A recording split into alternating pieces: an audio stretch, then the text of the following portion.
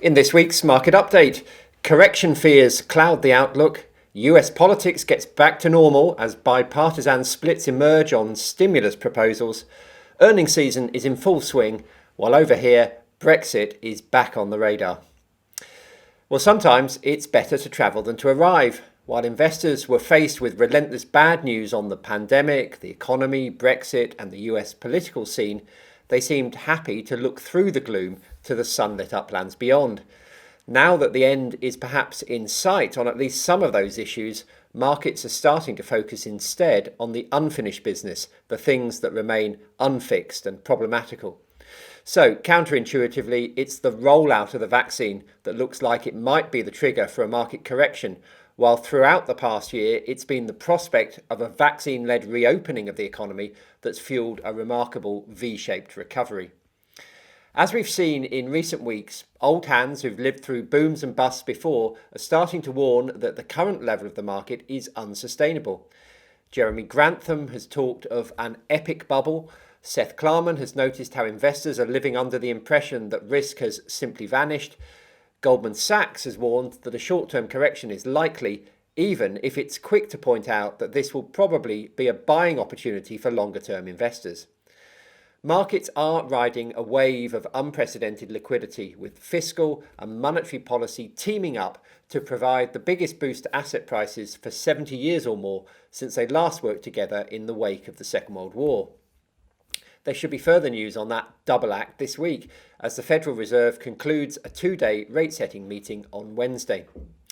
Absolute Strategy Research, a market analysis firm, has come up with a list of bubble indicators that it thinks make valid comparisons with the boom in Japanese equities in the 1980s, the dot-com bubble in the 1990s, and the commodities boom in the noughties. Common features include low interest rates, high share valuations, bullish retail traders, and accelerating share price gains as some of the hottest investments, think Tesla, turn left and head up the page in classic late bubble exponential rises. ASR says that 1 in 10 US stocks are now 40% above their 200-day moving averages. That is very rare. Only 4 times in the past 35 years has that been the case. And the FT is today reporting another measure of excess from the Bespoke Investment Group, which it calls its Ludicrous Index. This is a measure of the number of companies listed in the US which have more than doubled in price over just the past 3 months and which are valued at more than 10 times their annual sales. At the moment, this index stands at 79 companies. Over the 10 years to last year's market collapse, the number was never higher than 13. But during the dot-com bubble 20 years ago, it reached 120 companies. At the moment, whether or not we're in a bubble is still a balanced debate because there are other investors who still think today's prices are justified both by the changing corporate environment, tech stocks are structurally more profitable than they used to be, and the policy backdrop, which looks like continuing to be very supportive for the foreseeable future. That's why Goldman Sachs, for example, says any short-term correction would be an opportunity to top up on investments. It thinks we're in the early stages of a long-term bull market starting last March after the early pandemic market sell-off. It says the hope phase of the new cycle, when valuations rise sharply even as earnings are still falling, is now over. But it says the growth phase of the cycle, which can last much longer, fueled as it is by real gains in earnings, is just beginning. The threat to that thesis might be a significant deterioration in the pandemic backdrop if new variants turn out to be more dangerous and more transmissible than the original outbreak of COVID-19. This week, the list of gloomy voices was added to by hedge fund Element Capital, which warned that investors and policymakers are failing to understand how deeply the new variant of coronavirus will hit the European economy. It says analysts need to revisit their forecasts for economic growth as the variant spreads and lockdowns extend for months beyond current estimates. At the moment, there is widespread acceptance that the UK and Europe, and maybe the US too, faces a short-term technical recession in the final quarter of 2020 and the first of 2021. But what if the economic slowdown extends into the second and the third quarters too? Meanwhile, in some ways, it is back to business as normal, while in others, the world seems to have permanently changed in recent weeks. US politics is a mixture of both.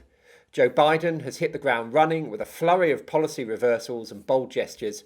He rejoined the Paris Agreement on climate change on day one and is pushing for a massive $1.9 trillion stimulus package, including checks for $1,400 to all adult Americans.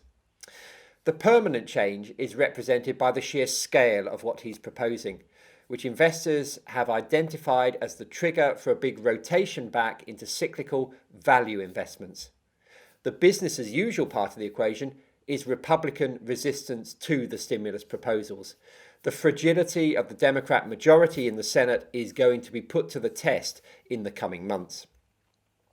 In the UK, things have clearly changed dramatically for certain parts of the economy, thanks to the rupture with the rest of Europe at New Year.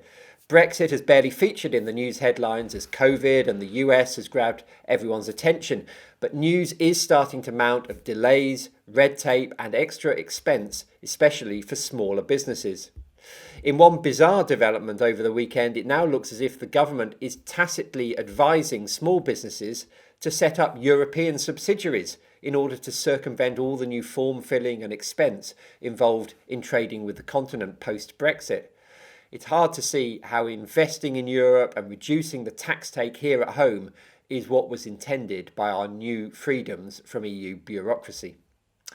So far, those straws in the wind have failed to dent the resurging fortunes of the pound, which has risen to around $1.37, its highest level since 2018, as investors are focused on Britain's apparent lead in rolling out vaccinations and our perceived exposure to the benefits of opening up again thanks to our services-focused economy.